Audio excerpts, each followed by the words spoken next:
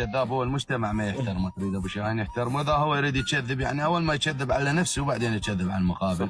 فيعني هو ماخذ هذا الطبع يكذب، يعني ايش يريد اسوي له؟ هو اخو ما صغير اجره من سترته قدام الناس، هو يريد يكذب. فانا ما اقعد بهيك جلسات بيها كذب. ضجم الكذب. ما احب اللي يكذب، ما احب.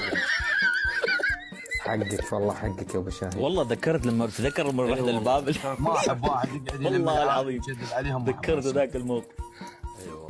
لان يا اخي الكذاب مؤذي يا اخي ابو شاهين، ولا لا؟ كذاب مؤذي، والكذاب يطببك بدوام يطببك بدوامات. لا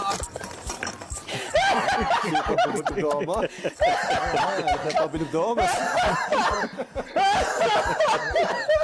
يعني مرتبط بدوامات.